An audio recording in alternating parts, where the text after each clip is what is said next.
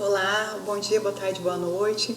Nós vamos dar continuidade aqui ao estudo da carta de Paulo. Nós estamos em Romano, no finalzinho do capítulo 1.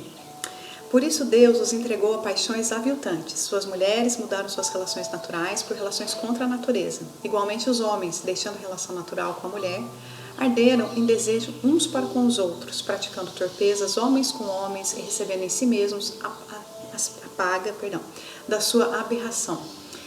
Bom, esse trecho aqui é super difícil, né, da gente comentar. Primeiro porque ele fala de sexualidade, que já não é um tema muito fácil da gente falar.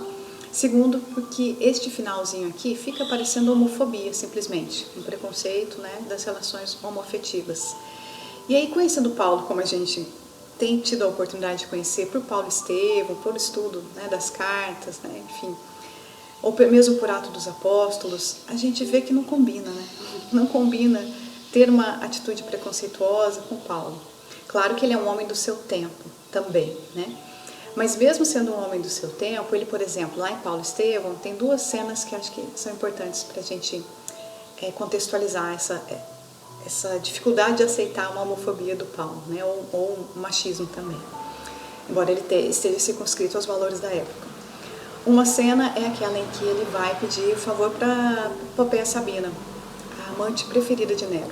Então, ela é uma mulher com uma vida sexual questionável para os valores morais da época e talvez ainda hoje, né, dependendo dos valores que a gente tiver em conta, né, talvez seja questionável. E Paulo não tem a menor dificuldade de ir lá, conversa com ela como conversa com qualquer outra pessoa, né?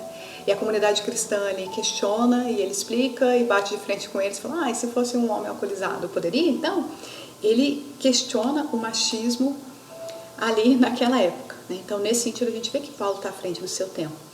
Outra situação era em vários momentos, né? Mesmo a carta de Paulo aqui foi entregue aos romanos pela Febe, né? Nós vamos falar disso no finalzinho da carta porque ele cita ela, então vamos falar um pouquinho da Febe. Então, a forma como as mulheres eram recebidas no movimento cristão era igualzinho como os homens eram recebidos. Então, tem lá uma cena em que ele chega numa sinagoga que só tem mulheres, né? E aí os outros que estão com ele dão uma paradinha assim, né? Poxa, só tem mulheres, não poderia um homem estar no meio de mulheres. Mulheres que ele não conhece, né? Mulheres que ele não tem vínculos, poderia ser visto como impróprio. Poderia não, era visto como impróprio, mas Paulo não tinha o menor problema com isso, porque ele via todo mundo como irmãos e irmãs, né? Então aqui a homofobia a gente vai tentar entender de uma outra forma, né, essa aparente homofobia. Mas o primeiro ponto desse parágrafo é em relação às mulheres mudarem suas relações naturais. Outra cena que a gente traz lá de Paulo Estevão é do noivado dele com Abigail, quando ele ainda era Saulo. Emmanuel passa muitas páginas falando sobre isso, mostrando o respeito que ele tinha pela figura feminina, né, que vai perdurar ali por toda a trajetória de Paulo, né?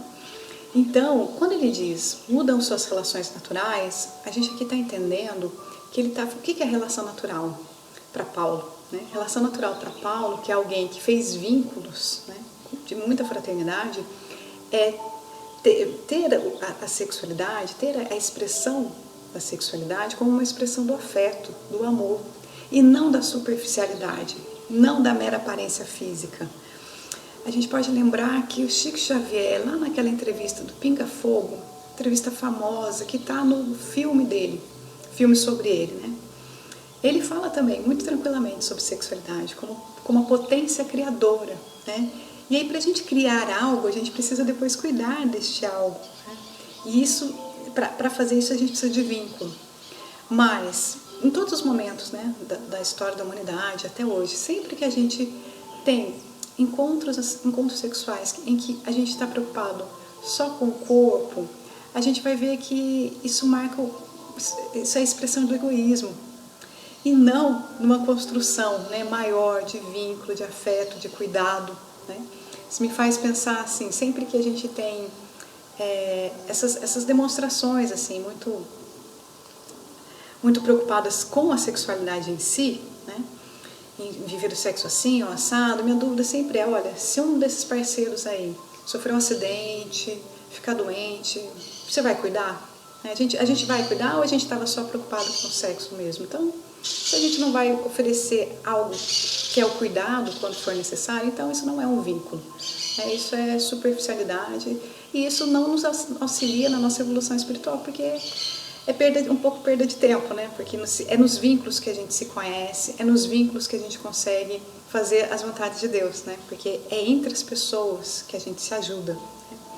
Bom, e essa outra parte, em relação a homens com homens, a gente não tem conhecimento da história de Paulo, dele ter convivido com pessoas que tinham relações homoafetivas de vínculo, né? Aqui, nos parece, ele está dizendo o seguinte: nessa de viver a sexualidade muito expressivamente, sem afeto, sem vínculo, muitas vezes as pessoas vão para a relação homoafetiva por mera curiosidade, por mera expressão corporal, sem construir esse relacionamento mais profundo. Então, acho que é nesse sentido que ele está dizendo que isso acaba sendo mal.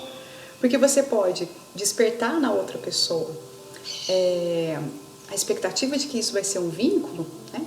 E depois abandonar ela quando ela mais precisar. Né? Isso tem marcado a história da humanidade desde sempre. Né? E essas histórias, né, vão virando histórias de ódio, e aí depois essas pessoas se reencontram nas reencarnações, porque uma criou a expectativa de que ia ter casamento, de que ia ter uma história, e a outra abandonou, enfim. Né? Então, acho que é nesse sentido que a gente pode interpretar esse parágrafo.